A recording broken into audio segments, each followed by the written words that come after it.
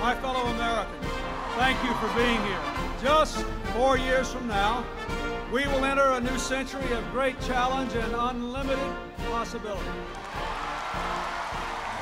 We're living sacrifice from God.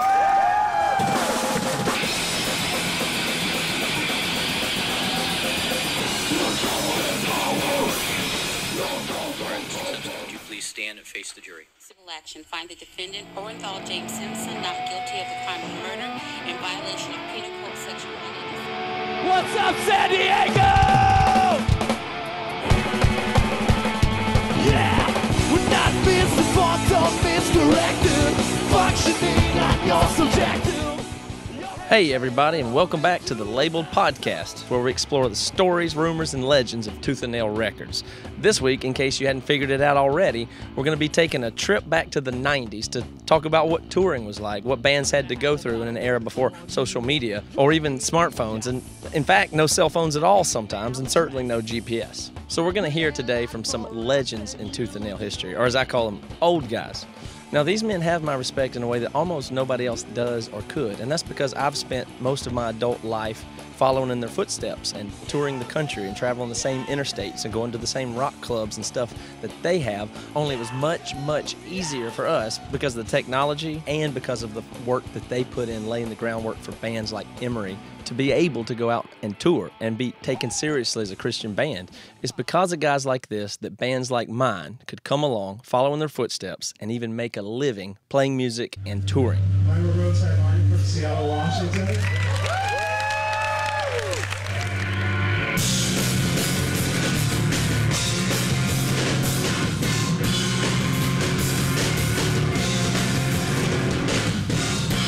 Now, in the 90s, touring was an essential way, and maybe one of the only ways that you could get your band known about. You had to hustle, book your own shows, get out there, play who knows what kind of small shows, meet the people, talk to them, hopefully word of mouth would spread, and next time you came back to that city, they would bring their friends, and you would build a fan base like that. It wasn't like you could just message all your social media followers or buy YouTube ads. You had to just get out there and make your own luck. I am Jeff Betker, aka Jeff Suffering, and I played in 90 Pound Wuss. Hi, this is Mike Lewis, a singer, guitar player for The Love Not Lisa and Puller. My name is Mark Solomon. I was in the band The Crucified. My name is Jesse Smith. I was in the band Zayo. My name is Matt Johnson. I was in Don't Know, Blenderhead, and Roadside Monument. Jumping right in here, we need to talk about promoting the shows. So back in the day of these old-timers, it's imperative to remind you that although the internet was around, it was virtually useless in terms of letting anybody know that you had a band. So how did a band let people know about a show? Well, the answer is flyers, little paper sheets with some black and white artwork that had the information from the show printed on it. So Toby and Aaron and I went through and did a series of interviews with these guys and asked them, how did they make their flyers? How did it work? We would go to Kinko's. So this was usually like a Kinko's kind of thing. I don't even think they have them anymore, but there used to be a place called Kinko's Copies. Yeah, we try to come up with really crafty ways. We'd cut pictures out of magazines and like cut and paste and take it to the Kinko's or whatever, you know. You wouldn't even design them really on a computer as much as you'd cut and paste things together and glue them onto one big template and make a collage that had everything. Typeface, sometimes you might type it on a typewriter or computer and print it out, but generally it was just scraps made. And locally, we would go and put those up ourselves. There was no street team. Like, how did the kids know to get there without being on Facebook or something like that? Yeah, I mean, flyers, you know, put them on telephone poles and take them to record stores because there were places called record stores. And in the mall, they would go to the mall. Yeah, it was just a lot of handwork, you know, where you're just like handing out flyers and everything, actually going to these places and doing stuff. And it's funny too, because we have like these relics from those days. Like nobody now I don't think sends out mailers for their tour dates, you know? Yeah. But we literally have postcards of like all of our tour dates from those tours, and nobody does that kind of stuff anymore because you just do email blasts or you put stuff on your site or whatever. Contacts, connections, and friendships. This is Jesse Smith from Zayo. recounting how they made contacts and kept in touch. We just started making the rounds. It started in Canton. We'd do Canton again, and then 2 or 3 more, and then 5 or 6 more. And then by the next year, I was booking out, we called it the Little Green Book, and booking 2 and 3 month tours out of, off of landline, man. We just, every person we would meet that was cool, we'd write down their phone number. I would just, anyone that we would stay with, if it was cool, or we'd meet kids in a new band, we would just stay in contact with them, and we'd call them and talk to them and stay in touch. So obviously the recurring theme in this episode is going to be before the internet. But these days it's easy to take for granted one of the most important aspects of touring or travel for that matter, and that's navigation.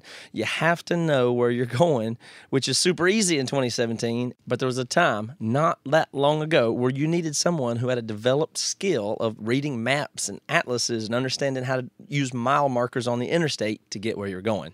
We just became professional map viewers. Mike Lewis from Puller and For Love Not Lisa. And, we would go buy one of those big atlases kind of thing and stick it down between the seats, and we would write notes on our atlas about, hey, there's a really cool diner here. There's a really neat record store down here from the last tour. And that thing was like our Bible. So anywhere we're going, we're like, well, you take this route and you go here. And so touring was definitely different. So yeah, it was all, we would print out these things, man. It's like, and this is Mark Solomon, the singer for the Crucified and Stavesacre. Okay, here's the tour book, and it's like this binder full of all this paperwork with maps that they've printed out, from whatever mapping system they had, or literally copied from a Thompson guide. Also, back then, AAA used to do the triptych. They had this thing called the triptych, and it was like this spiral notebook, and they would put together your vacation, so bands would use it for them to put together your tour, and that's what we had, man.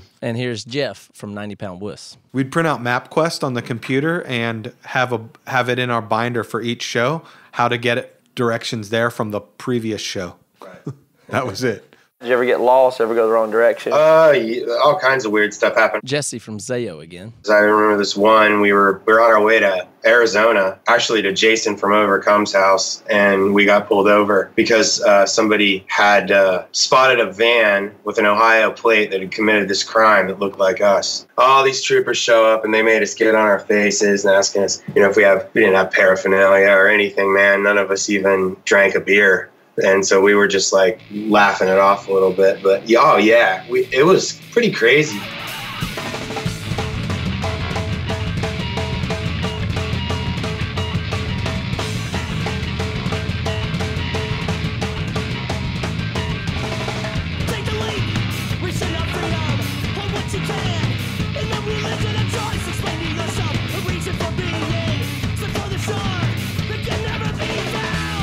You did not have smartphone in 1996. What was that like? Forget not having a smartphone. Here's Brett Dieter from Juliana Theory and Zayo. We didn't have a phone, period. The first, all the Zayo tours I was on, there was no cell phones. The first Juliana Theory tour I was on, there was no cell phone. And the second Juliana Theory tour, I got a flip phone, and it became the de facto band business phone because it was the only phone we had. But before that, the band, bands would buy calling cards. And you'd be on the road and you'd think you'd be late for a show. You'd pull over at some gas station and call the promoter and say, hey, the sign says we're still 126 miles away and we know we need to be there by 4:30 for sound check. We're probably going to be late. And, you certainly didn't have a way to check what the traffic was going to be or if you were going the best route. And, you just use that calling card, and there definitely wasn't quick, easy communication with anybody. Back then, cell phones existed, obviously, but nobody had one because they were so damn expensive and they were the size of a briefcase anyway. But I remember on that Blenderhead and MXPX tour, we had CBs in each of the vans so that we could, we did it trucker style. So it gets pretty complex when you're in a caravan and you don't have a way to really communicate with people on the road. And here's Bruce Fitzhugh from Living Sacrifice. A lot of phone calls, calling cards, and stuff like that. Like when you're on the road, you could buy these prepaid calling cards at gas stations. You load up the card for like $20 or whatever, and then you get on a payphone, you type in the code on the card, and that's how you talk to people back home or whatever. There was no smartphones. It was, you thought you were bitching because you had a Kyocera with an extending antenna. You know what I mean? Far too often, people assume that all bands that are touring are doing so in luxury, and that's an easy mistake to make. It sounds like a glamorous lifestyle. People envision tour buses and drivers drinking champagne, going out to fancy dinners, but those things are quite expensive, and most bands, especially in the 90s, didn't have anything like that. Now, to be sure, there was some bands, even on Tooth and Nail in the 90s, that did make a lot of money and had some opportunities, so think Supertones or MXPX. But for the most part, these bands, the Roadside Monuments, the Pullers, even Zao and Juliana Theory, were out there busting their tail just trying to figure out how to get from show to show. Here's Jesse Smith from Zao talking about one of their touring vehicles. I think the very first U.S. tour out to where you're at and up into Canada, I bought a brand new 1995 Toyota Seafoam Green 2-door Toyota Tercel, brand new from Toyota. And me, Mick Cox, Sean Jonas, and Roy Gowdy did an entire U.S. and Canadian tour in a 2-door Toyota Tercel with a trailer. I put a trailer hitch on this 4-banger, and we did it that way. You put a trailer hitch on a Tercel? Yes, sir. That's a true story. We rented a Ryder truck. We finished the tour in a Ryder truck. Did you ride in the back of it? Here's Jeff painting the picture of a particular travel rig that 90-pound wuss once traveled in. Yeah, we had the big one, and what we did was have the thing that you could get in the back from the seat. We put a piece of plywood and we strapped it down around, and we went to a secondhand store and got a crummy couch and put it in there. And John, our guitar player, rest in peace, he found an old organ that he wanted, like one of those ones with the little floppy disks that you put in, not floppy disk computer disks, but they're like little records, and you put in there for the sound. He found one of those in the Midwest somewhere, and he strapped that. So we had basically this living room and then a futon mattress on top of the top of the cab of the thing, truck, and just had it open the whole time with AC blowing in there, and we rode in the back for all the way from back the across rest the country. of the damn tour. Yeah, it was pretty funny. That's cool. That was ridiculous.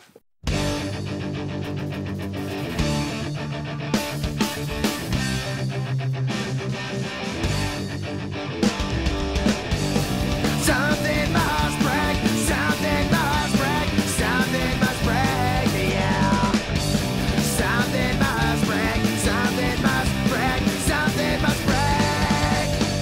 So two of the most glaring scarcities on tour would have to be food and hygiene. So any musicians out there listening with aspirations of touring should go ahead and get it out of their mind that proper nutrition and being clean on a regular basis is even a possibility. Matt Johnson from Roadside Monument here. Of course, all of the regular standbys. Back then it was $59, $79, $99, so lots of Taco Bell for sure, McDonald's, Burger King, the occasional Pizza Hut. One of my bandmates actually was such a tightwad, he would save up all of his per diem, like the little amount that we made every week for things like food and just general supplies and stuff. I think it was like $20 a week or something like that. And he would save up all of his per diem, and he literally would buy soybeans and drink milk, because both things apparently kind of bloat your stomach so that you feel full. Because he didn't want to waste anything, and he was one of those guys that if we were in a food court or something like that, or we were at a Denny's or a Sherry's or something like that, he would just hang around like a vulture waiting for us to be finished with our food, and then he'd just eat our leftovers. So that's how he sustained himself. But yeah, lots of fast food for sure. Yeah, and then bathing. Bathing was great. I remember our tour in '95 where we were doing, it was really common to do all-night drives. Like the way that the whole tour was mapped out was ridiculous. So we'd have these all-night drives. We'd literally get done with the show, pack everybody into the van, and then head off to the next show, which meant after you play a show, your ball sack is very, very sweaty and gross and stinky. We heard from somebody, you gotta baby those balls. So this is where the Gold Bond. You got to use a little Gold Bond to keep things dry down there, dry and fresh. So I'd sprinkle a little Gold Bond on there to make sure that you didn't get ball rot. So that was important when you couldn't shower very frequently. So yeah, Gold Bond was a definite lifesaver. There was actually a summer that somebody had challenged, let's see who can go without taking a shower the longest. I won. It was weeks. Everybody basically forced me to take a shower because I stank so bad. Can't even imagine trying to maintain a relationship over payphone. What was that like? Kind of a drag. I mean, you have to say, I'm going to call you at this time, be ready to answer the phone. There was no just calling people out of the blue. And yeah, touring messed up some relationships. It made some things strained at times. You have to factor in phone calls at some payphone at a Love's truck stop. Well, although Love's would have multiple phones, that was fine. But if you're in the middle of nowhere and your wife just paged you, you're like, hey, pull over to Bob's truck stop here. I got to call the wife, and everyone's standing in line behind you waiting to use the phone like it's a prison. So yeah, the communication was very weird. And there'd be times like, maybe you're having some stress in your life with your wife, and you're like, you know what? I can't even talk about this right now, honey. I got to get back in the van, and we got to drive to the next show. I'll call you tonight, and we can argue till 4 a.m. kind of thing.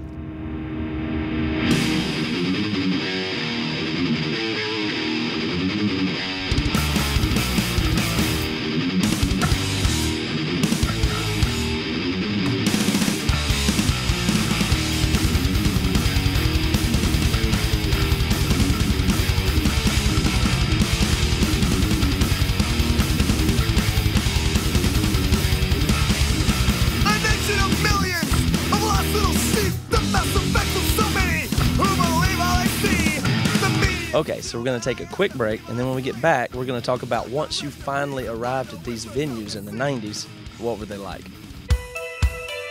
Have you liked the music you've been hearing on this podcast, but not known all the bands you're hearing? Lucky for you, Tooth and Nail puts them all into a playlist every week, so you can go check out the bands you didn't know about and keep loving the ones you already know. On top of that, you can find curated by staff playlists, new music playlists, and more.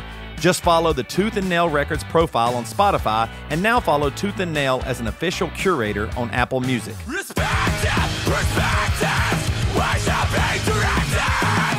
Tooth and Nail and Solid State Records want to send an especially huge congratulations to Silent Planet for winning the Best Underground Band Award at the AP Music Awards that just happened this week. This episode has been all about touring, and few bands tour more than Silent Planet. They've worked incredibly hard to get where they are, and they deserve every bit of this award. Thanks to AP Magazine, and a very special thanks to anyone who voted for them. To celebrate, you can pick up any Silent Planet music for 35% off in the Solid State store for the next 2 weeks. Head over to solidstate.merchnow.com and type in the promo code LABELED, and you'll be all set. Again, that's 35% off when you type in the promo code LABELED. Congrats to these guys again, and if you've never checked this band out, go listen to Silent Planet right now. I'll keep my heart and lose my head without a neck. How can I sink with the maelstrom to the bottom of the... All right, so it's really important to point out that the guys that we're interviewing for this episode are really the ones who did all the legwork to start laying the foundation for the later bands in the 2000s, for the bands that would follow them. And that meant they had to play a lot of very strange venues for some very strange people and promoters. But was it ever weird, because you didn't get to see, Google Maps, you didn't get to see a picture of the place you were headed, you didn't get to see what the dude that booked you looked like? Was it ever weird when you showed up to a show? Did you have any weird, crazy things that happened, or promoter was a no-show or anything like that? Oh, all the time. You never knew what you were getting into. And people just would call these things such and such cafe or coffee shop or whatever, blah, blah, blah. And it's just in the basement of some building, And that was the other thing. A lot of these shows would be put on by kids. They'd be literally pull up and it's like a 15-year-old. It's like, hey, I'm so-and-so. I booked you. You're like, oh, okay, cool. But, we weren't much older. We were we were 18, 19, 20 at the time. We were just like, sweet, let's play. We were all playing some shitty church on the outside of town. I remember we would look at the itinerary and it'd say, hey, we're playing in Illinois, but it wasn't really Chicago, Illinois. It was, Jonestown, Illinois, in a cornfield in some church is what it always was. And so that was a bummer. And all the Tooth and Nail bands were doing those tours. I mean, even MXPX, every one of those bands back then were doing those kind of tours where I wish I was playing Trees in Dallas, but you weren't. You were playing out, I wish we were at, House of Blues in New Orleans, but no, you're in some borough, some, suburban neighborhood playing some church show. And it was a definite bummer. Like it says on the thing, Stasiaker will be in Columbus, Ohio, blah, blah, blah. And then it's like, it's 25 minutes outside of Columbus in some, dirt patch church. There was definitely some shots in the dark there, but it was exciting. I mean, I'll never forget a Crucified show, which was booked with even less technology. We played a show in Fort Wayne, Indiana, and it was all scary bikers. I'm talking like the dude that wants to put your face through a window, but he's doing it for Jesus, bro. There's a lot of that out there. Sometimes you'd show up and like you're playing under like a gazebo in like a public park or something, or like, or like you're playing in this like shitty church basement or something, or you just never knew like what was going to happen when you showed up. And sometimes promoters were great. They were really well prepared and they fed you and they maybe, occasionally they'd put you up in a hotel, but it was always really weird. You didn't know if it was going to be a professional thing and if they took it seriously or not. So I remember one of the times with Zayo, we showed up. Brett Dieter from Zayo and Juliana Theory again. And I can't remember if it was North Dakota or South Dakota. It was absolutely the middle of nowhere. And we showed up at this house, and it used to be like a small mental hospital that no longer was a mental hospital. And it was just basically abandoned, and there was like this barn outside, and they were like, yeah, this is it. This is where you guys are playing. And they gave us a tour, and we were like walking around looking like this can't be happening. We can't honestly be playing here. And then, lo and behold, X amount of hours later, a bunch of kids showed up at this barn shed abandoned mental hospital, and, we played. It's like that kind of stuff happened quite often. So did that get weird? You remember anything weird, staying at people's houses, weird hosts, stuff like that? Definitely. I think early on, but I woke up and so did another member, and the host. Well, there was dog poop and stuff all over these people's house anyway. But we woke up and the dude was standing over us and just staring at us. And like, that's a good one. Another one, somebody kept calling our room, and Scott answered, and they were saying all this creepy stuff, and we were really weirded out. So we left the hotel. It's just, there's a million stories. Crucified showed up to play in El Paso, Texas, and this guy, I've told this story before. This guy, he who booked us, he does outreach for runaways. Okay, and he's like, all right, so this is my house. You'll find the refrigerator's full. You guys, you're welcome to sleep wherever you'd like. I'm going to stay at another hotel because someone's trying to kill me. And then tomorrow we'll come and pick you up. We'll go to the church and we can just, go meet the kids and see what's going on. And you're like, hey, dude, you think you could go back to the part where you said someone was trying to kill you? Oh, yeah. I'm sort of mutually hated by quite a few different, satanic blah, blah, blah. Like, what? And, that night, I mean, the whole band got together praying because we were definitely feeling something weird, man. And I'm telling you, man, El Paso, Texas had one major bad juju cloud floating over it for a while.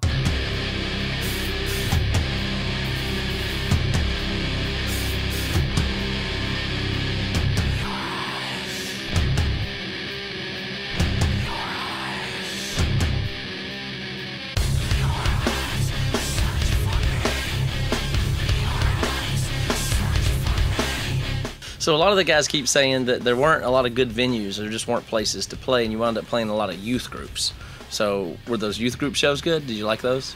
So I freaking hated it. It is the worst. I would say that our experiences were terrible because we really wanted it to be about the music and, is it a good band? And I would say that in the Christian scene in those days, it was very often that you'd have some 14-year-old in your face questioning your faith and whether you are saved because you didn't give an altar call or because you didn't do all those things. Youth groups, they would have expectations on you. Like I said, the youth pastor would have an expectation on you for you to be this fun time, band that preached and had a message that they could bring their non-Christians to try to help convert them. But we weren't like that. So when we'd play those shows, everybody ended up being disappointed. So when we played those shows, we didn't really think about it until after a while you start realizing, first of all, no one here gives a shit about the music you're playing. They are literally here because their mother literally dropped them off for 3 hours and will pick them up in 3 hours. There's the only reason why they are listening to you is because they don't have any other options. It's like, we may have gained some fans, which, I think we did, but we also definitely gained some enemies. Like, oh, that freaking band came to my town so many times and I always had to listen to them. I hated them, Most of us early bands had to deal with the whole Christian nonsense of, we had pastors questioning, what we're doing. We've had people stop in the middle of our show to give altar calls, all sorts of stuff. We've had to sign purity pledges, which I can say I never signed one and Polar never signed one. We just refused. But there were a couple of clubs that required you to not smoke in certain states. I'm not a smoker. I didn't care, but I did not. I thought only a Christian would have the nerve to expect something like that. So, playing for youth groups, horrible. My favorite part of all that is oftentimes you'd have like a youth minister or something putting it on, and then they'd have an expectation for you to do something evangelism wise, and they just expected that you were on the same page, Yeah. So we would expect we were just going to play a show, we tried to keep it pretty general and not have it be all churched up, but sometimes you'd have like a youth leader or something like that, they'd say, okay, so here's how the evening's going to go. Like, you guys will play, if you could do 4 or 5 songs, and then I'm going to come up and I'll give like a 10-minute gospel presentation. It was like, what the hell are you talking about? Like, we're here to play a show. Like, right. if these are youth group kids, that's fine. But do that during youth group. Like, we're here to play a concert, Right, so yeah. Every time we'd play a show, there was a lot of pressure for me to preach from the stage. A lot, all the time. At Cornerstone, people would expect you to say something about your faith and God from stage. If you didn't, they had a lot of, some people would call you sellouts or have animosity towards you or think you weren't Christian enough. And so I guess at the time, we were always not Christian enough for the Christians and too Christian for the non-Christians. Lots of crappy things happened at Christian venues. One example that I like to tell, because it's one that gets me the most angry, is we were playing with Fold Zandura and Stavesacre out in the middle of nowhere. I don't even know which state it was. Maybe it was, I think it was in Nebraska.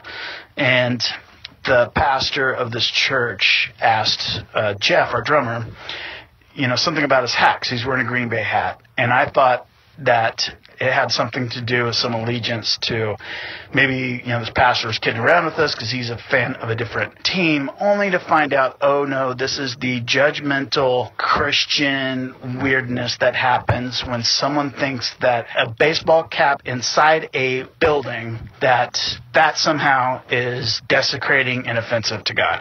And so the whole night became about wearing baseball hats and going around and making sure all the kids in the audience were not wearing baseball hats. And if you think about that time, every kid was wearing a baseball hat.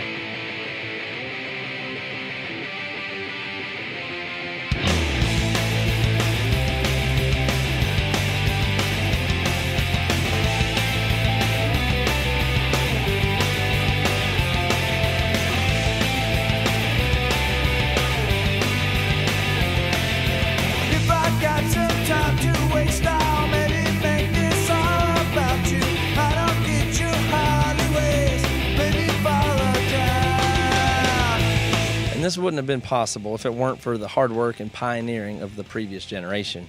And again, I feel bad because These guys didn't seem to make any money at all. Okay, so one thing I want to ask you, did you ever make a living? Like, was music your only gig and you were just feeling like, man, this is pretty cool career? Hell no.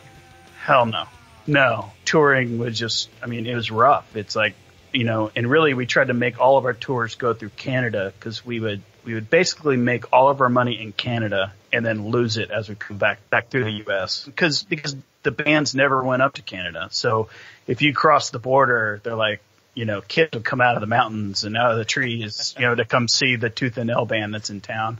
And they were all super excited. And so we would do well. We'd sell tons of merch. We'd have to hide that money because you can only come across the border with a certain amount of money. And, but yeah, we would end up like, you know, basically breaking even by the time you get home. There was a time when it was my only job. And you could ask my roommate Rudy how great that was. Not great. You know, I never made any money off of Stage Acre. You know, we'd get back from the road and there'd be like $500 maybe, you know. And we'd be able to pay some of our bills on the road. But dude, Stage Acre had a lot of debt, you know. Like when we wrapped it up, we had just kind of crawled out of that. And I think the same is true to a larger degree for some of the other bands. I mean, I remember bands like Plank Eye and I think maybe Driver 8 or so. Those bands, they spent a lot of money. The label spent a lot of money on those bands, and somebody has to recoup that, man. You know, that was a tough little stretch there. Pretty cool career. Yeah, right. No, it was totally top ramen and peanut butter and jelly. So the making the living thing didn't come until bands like yours came along and emo could be a thing, you know. But yeah, back then, dude, it was like I mean, I was just working like odd jobs and trying to get out on a tour as much as possible. But it was like, I don't think it was until 98, after several years of touring, being out with Roadside, I think the last tour we did, I think we may have broken even or maybe made a little bit. But every time we went out, it was just a financial drain. Like at some point during the tour, we'd run out of money, and then each of us had like these measly credit lines where, you know, like everybody would like ante up, like, well, I guess I could spare $100, you know, to get us to the next place. And so yeah, I never made any money doing music at all. In fact, it kept me pretty poor. But you know, living the dream. I work day jobs all the time, typically serving tables, you know, serving coffee. Did a couple temp jobs, which were horrible and nightmarish because they just didn't pay anything. You know, the waiting tables and the coffee and the bartending, that's where the real money is for a person who's going to be gone for 2 months, you know. But, of course, the more money you make, the less likely it is that you will have that job when you come back. So, you know, we would have to really, you know, prompt, like just give them a lot of preparation, let them know, hey, I have a tour coming up, you know, 3 months. It's going to be 2 weeks long. And even then, sometimes it just didn't work out. There just wasn't no job left when you came back. No, I didn't. None of us made any money in music, man. So why in the world would anybody bother doing this? And obviously it's romantic, the idea of performing and being out there on the road and being on tour, but I don't think we're overdoing the nostalgia of it or using too much hyperbole when we talk about how difficult it was. So why would these bands keep going on tour over and over again, leaving family, friends, jobs, and security? For what? Was it worth it? Absolutely. I mean, look, did I make it? No, of course not. But I met my wife through a band that we toured with, and she's the best person that I know. Almost every meaningful relationship that I have is in some direct or indirect way related to music. Everything was brand new, and we were kind of figuring it out as we went. I mean, it was such a weird cultural thing because for the most part, as I remember it, it was like most of the people involved in that scene were Christian believers, but as I remember it, like a lot of those bands, they weren't, like nobody was out to make money. And sort of like the hope, like, oh gosh, I hope we can break even, or, you know, I hope we'll have a couple $100 at the end of the tour that we can divvy up. But I think it was just for the sake of the experience of it and the excitement of being able to put out a record. it was just sort of this feeling of like nobody expected that they'd ever be able to be in a band and that would put out a record. You know what I mean? Yeah. And that was the sort of the feel of it. So yeah, I think there definitely was like this sense of camaraderie. You know, we were all just sort of like, this is kind of awesome. Like we sort of have this brotherhood, you know?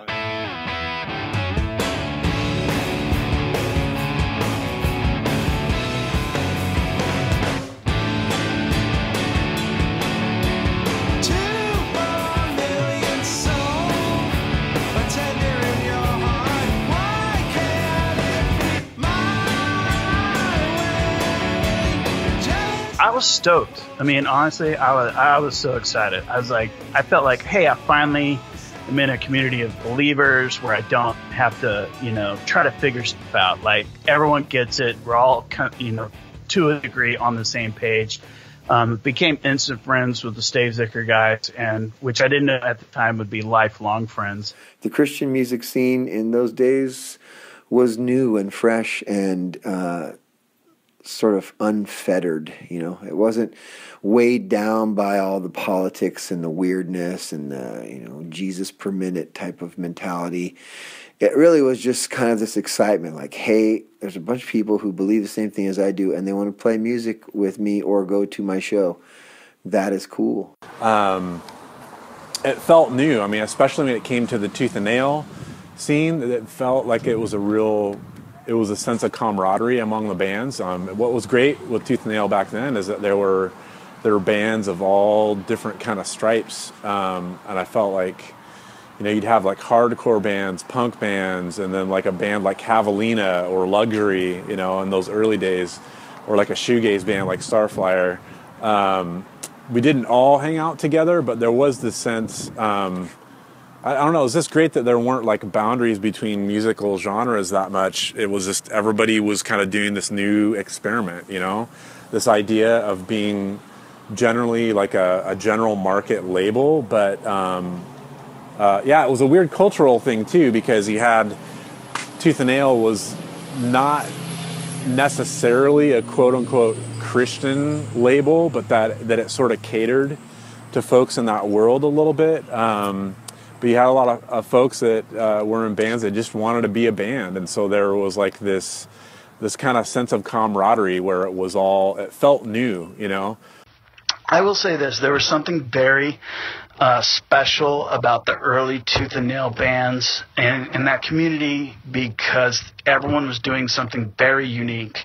Everything from Joy Electric on down to Danielson to whatever, and there was not a lot of clickiness. There was not a lot of the fans just were eating up everything. You could go see a hardcore band and then easily walk over and watch Starflyer. So I love those years. Those were fun years. Those were years I loved hanging out with all the bands, and everyone was so happy to be playing. It wasn't really based on album sales. It wasn't really based on merch sales. And I do think, in my opinion, that once kind of punk rock, ska music kind of took off, that everything changed and kind of went in that direction of how many albums did you sell and how big was your show and all that kind of thing. So it was, I feel like it was less of a family. I'm sure many people would disagree with me, but that's what I felt like the early days was just kind of special. I had a good time. It was really unique experience. I, met a lot of people. Some people, it really changed their life even. A lot of people said that our music was really influential and meant something to them. And those kind of things are nice, that you can create art that somebody resonates with so much that they care about it and that it means something to them and it changes their life in some way and it's nice to be a part of that. I think it's more complicated than just my music changed their life. It's the timing and what was going on with everything else when they heard us. And, usually people kind of hyperbolize that stuff and it's not exactly true, but it's nice to hear that. No, well, I mean, I can tell you, I've seen I knew who your band was. I've seen your band play live, and it's impactful to me. It changed me. It made me do music. It's part of that, at least. And then beyond that, what's really interesting about this episode is the touring that you did. You figured out how to tour. You established touring. You laid the groundwork that we were able to come back in, follow, have lots of fans. Of course, we had better internet to help too, but we had all the groundwork that you laid, the fan bases that you built, letting people know what shows were, taking the Christian music scene from something that was super sidelined to being understandable. Like, you had to have those awkward conversations with youth ministers before us, and it was easier for us, and it still could have been hard, but we did it and we got through it because what you did before us, and then we were able to make livings and do this stuff. So I couldn't tell you how thankful I am personally for what it's done for us. And I hope that the people in the 90s can understand that specifically the work they did. It's just figuring out what vans to take and how you go places and what are the good venues. I mean, that stuff's all in the culture. How to build a loft. And how to build a loft. I mean, those things are passed down. They're part of a craft and a trade, and we got to take that and build upon it, and we're just the beneficiaries of many things that you guys did. So Thanks, it means a lot man. to me. Yeah, that's really encouraging. It was a fun time.